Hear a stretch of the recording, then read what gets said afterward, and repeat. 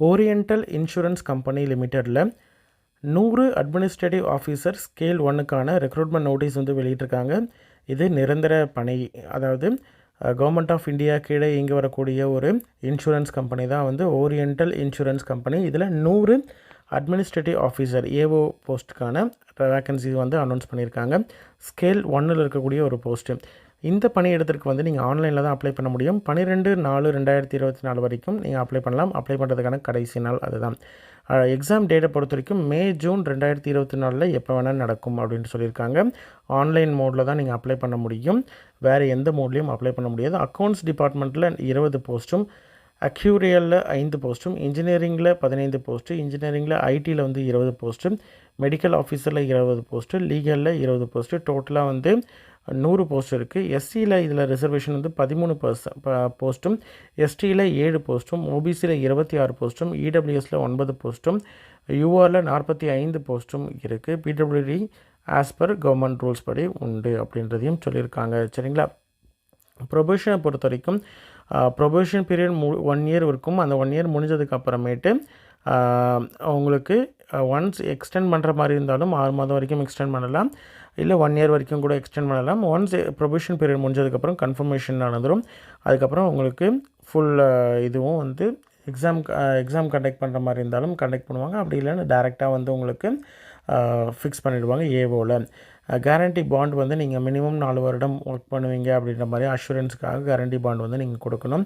எமல்மெண்ட்டை பொறுத்த வரைக்கும் 50,925 அப்படின்ற மாதிரியான பேசிக் பேயில் வந்து ஃபிக்ஸ் பண்ணுவாங்க. அப்ராக்சிமேட்டாக வந்து 85,000 ரூபாய் வந்து பர் மந்த்து சேலரியாக இருக்கும். எஜுகேஷன் குவாலிஃபிகேஷனை பொறுத்த வரைக்கும் எனி டிகிரி முடித்த கேண்டிடேட்ஸ் அப்ளை பண்ணலாம் அப்படின்னு சொல்லியிருக்காங்க. அப்ளை பண்ணுறதுக்கான இது வந்து லிங்க் வந்து நம்ம பின்னாடி பார்க்கலாம். அதற்கு முன்னாடி கட் ஆஃப் டேட்டை பொறுத்த வரைக்கும் 31/12/2023 அவங்க அந்த டிகிரியும் முடிச்சிருக்கணும் அப்படின்றதையும் பார்த்துக்கணும்.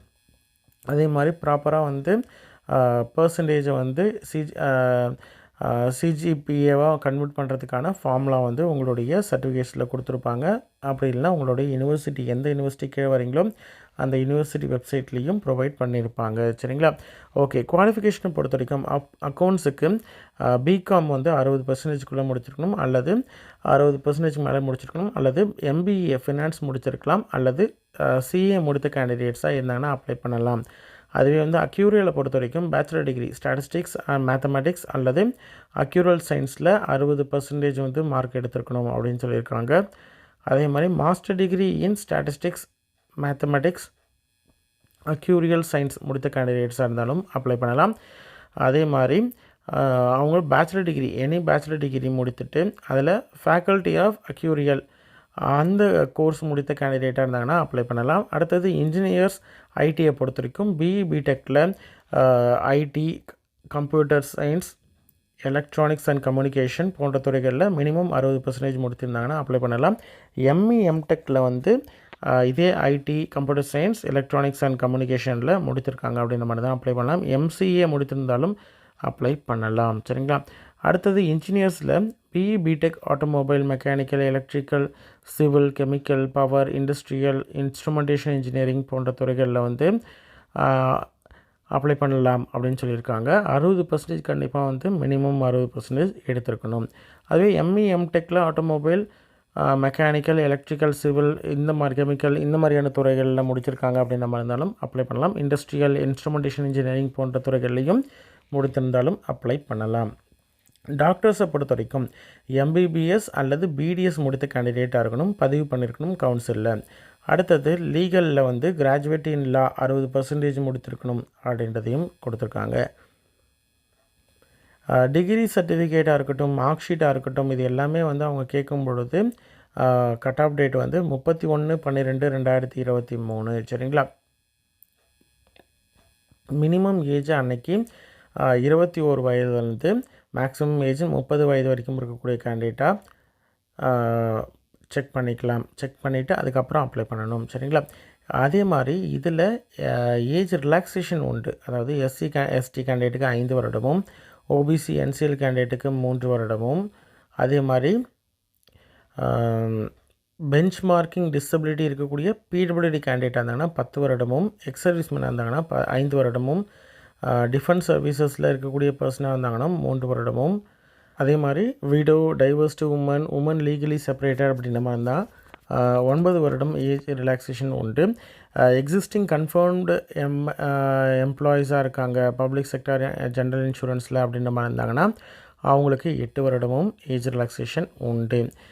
உங்களுக்கு செலெக்ஷனை பொறுத்த வரைக்கும் ப்ரிலிமினரி எக்ஸாம் இருக்கும். 3 section English, reasoning, quantitative apps வந்து இருக்கும். இது தனித்தனியாக வந்து 20 நிமிஷத்தில் உங்களுக்கு வந்து எக்ஸாம் நடக்கும். அது வந்து இங்கிலீஷ்க்கு 30 மதிப்பெண்ணும், ரீசனிங் எபிலிட்டிக்கு 35 மதிப்பெண்ணும், குவான்டிடேட்டிவ் ஆப்ஸ்க்கு வந்து 35 மதிப்பெண்ணும், 100 மதிப்பெண் வந்து இருக்கும். இதில் இங்கிலீஷ் மட்டும்தான் இங்கிலீஷில் இருக்கும். ரிமைனிங் 2 வந்து இங்கிலீஷ் அண்ட் ஹிந்தி போதில் இருக்கும். அடுத்தது இதில் கிளியர் பண்ணக்கூடிய கேண்டிடேட் வந்து மெயின் எக்ஸாம் இருக்கும். மெயின் எக்ஸாம் அதுவே வந்து அப்ஜெக்டிவ் டைப்பில் 2.5 மணி நேரத்துக்கு உங்களுக்கு எக்ஸாம் நடக்கும். 200 மதிப்பெண்ணுக்கு நடக்கும். இது வந்து சேம் இது தான். எல்லாமே வந்து 40 மேக்ஸிமம் மார்க்கு. எல்லாமே வந்து இங்கிலீஷ் அண்ட் ஹிந்தியில் இருக்கும். ஒவ்வொன்றும் வந்து டைமிங் கொடுத்துருக்காங்க. ரீசனிங்க்கு வந்து 20 நிமிஷத்துக்குள்ளே உங்களுக்கு முடிக்கணும் அப்படின்னு சொல்லியிருக்காங்க. இங்கிலீஷ் லாங்குவேஜை பொறுத்த வரைக்கும் 30 நிமிஷம். ஜென்ரல் அவேர்னஸை பொறுத்த வரைக்கும் 25 இதில் வந்து முடிக்கணும், டைமிங்குள்ளே முடிக்கணும், செக்ஷனல் டைமிங் அப்படின்னு சொல்லுவாங்க. அடுத்தது குவான்டிடேட்டிவ் ஆப்ஸை பொறுத்த வரைக்கும் 30 நிமிடங்களில் முடிக்கணும். அடுத்தது உங்களுடைய ஸ்பெஷலைசேஷன் பிஇ என்ன ஸ்ட்ரீமில் முடிச்சிருக்கீங்களோ அந்த ஸ்ட்ரீமில் வந்து 35 நிமிடத்தில் உங்களுக்கு எக்ஸாம் வந்து நடக்கும். சரிங்களா? டோட்டலாக 200 மேக்ஸிமம் மார்க்ஸ்க்குள்ளே நீங்கள் வந்து எடுக்கிற மாதிரி இருக்கும். சரிங்களா? அடுத்தது இதில் செலக்ட் ஆகக்கூடிய கேண்டிடேட் வந்து இன்டர்வியூ நடக்கும் அப்படின்றதையும் சொல்லியிருக்காங்க. 80:20 ரேஷியோவில் வந்து கூப்பிடுவாங்க அப்படின்றதையும் சொல்லியிருக்காங்க ஆன்லைன் அண்ட் இன்டர்வியூக்கு. ஃபைனல் செலெக்ஷனை பொறுத்த வரைக்கும் உங்களுடைய கன்சால்டேட் மார்க், அதாவது மெயின் எக்ஸாம் மற்றும் இன்டர்வியூவில் எடுக்கக்கூடிய மார்க்கை பேஸ் பண்ணி தான் எடுப்பாங்க. அதில் ஏதாவது ஃபில் ஆகாத வேக்கன்சிஸை வெயிட்டிங் லிஸ்ட் மாதிரி வச்சுட்டு அதை வச்சு ஆப்ரேட் பண்ணுவாங்க அப்படின்றதையும் சொல்லியிருக்காங்க. அப்ளிகேஷன் ஃபீ பே பண்ணுறதுக்கான கடைசி நாள் 12/4/2024. எஸ்சிஎஸ்டி பர்சன்ஸ் இல்லைனா வந்து பிடபிள்யூடி கேண்டிடேட்டாக இருக்காங்க அப்படின்ற மாதிரி இருந்தால் ₹250 ப்ளஸ் ஜிஎஸ்டி பே பண்ணுற மாதிரி இருக்கும். ரிமைனிங் கேண்டிடேட்ஸ் எல்லோரும் ₹1000 பே பண்ணுற மாதிரி இருக்கும். ஜிஎஸ்டி அப்ளிகபிள் அப்படின்றதையும் தெரிஞ்சுக்கோங்க. எக்ஸாம் சென்டர் ப்ரிலிமினரி எக்ஸாமை பொறுத்த வரைக்கும் புதுச்சேரியில் வேக்கன்சி இருக்குது. புதுச்சேரியில் சென்டர் இருக்குது. தமிழ்நாட்டில் சென்னை, கோயம்புத்தூர், மதுரை இருக்குது. சரிங்களா? அதுவே வந்து மெயின் எக்ஸாமை பொறுத்த வரைக்கும் புதுச்சேரி வேக்கன்சி இல்லை, தமிழ்நாட்டில் சென்னையில் மட்டும்தான் நடக்கும். சரிங்களா?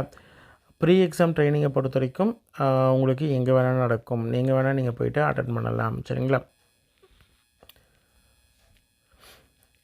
அதற்கு வேணும் அப்படின்ற மாதிரி இருந்தால் அதற்கு நீங்கள் வந்து அப்ளிகேஷன்லேயே கொடுக்கணும். கொடுத்தீங்கன்னா அதற்கான ஹால் டிக்கெட் மாதிரி ப்ரீ எக்ஸாம் ட்ரைனிங்க்கான அட்மிட் கார்டு மாதிரி வரும். எந்த லொக்கேஷன், எந்த டைமிங் அப்படின்றது சொல்லியிருப்பாங்க அதில். சரிங்களா? எப்படி அப்ளை பண்ணிடுதோம் அப்படின்னு பார்த்தீங்கன்னா, உங்களுக்கு ஃபஸ்ட்டு வந்து கைட்லைன் ப்ரொசீஜர் எல்லாத்தையும் பார்த்துக்கோங்க. பார்த்துட்டு அப்ளிகேஷன் ரெஜிஸ்ட்ரேஷன் பண்ணணும், ஃபீ பே பண்ணணும். அடுத்தது ஃபோட்டோ, சிக்னேச்சர் இது எல்லாத்தையும் அப்லோட் பண்ணணும். சரிங்களா? ஓகே. orentalinsurance.org.in அப்படின்ற அஃபிஷியல் வெப்சைட்டில் அப்ளை ஆன்லைன் அப்படின்னு இருக்கும். அதுக்குள்ளே போயிட்டு click here for new registration அப்படின்னு சொல்லிவிட்டு அதை கொடுத்துட்டிங்கன்னா உங்களுடைய டீட்டெயில் எல்லாம் கேட்கும். அது எல்லாத்தையும் நீங்கள் வந்து ஃபில் பண்ணிக்கோங்க. சரிங்களா? இன்ட்ரெஸ்டட் கேண்டிடேட் அப்ளை பண்ணுங்கள். உங்களோட ஃப்ரெண்ட்ஸ் சர்க்கிளில் யாராவது கவர்மெண்ட் ஜாபுக்கு ட்ரை பண்ணிகிட்ருக்காங்க அப்படின்ற மாதிரி இருந்தால் அவங்களுக்கு இந்த வீடியோவை ஷேர் பண்ணுங்கள். பிடெக் முடித்திருக்காங்க அப்படின்ற மாதிரி இருந்தாங்கன்னா அவங்களுக்கு இந்த வீடியோவை ஷேர் பண்ணுங்கள். கண்டிப்பாக அவங்களுக்கு யூஸ்ஃபுல்லாக இருக்கும். இன்ட்ரெஸ்டட் கேண்டிடேட் அப்ளை பண்ணுங்கள். சரிங்களா? நன்றி.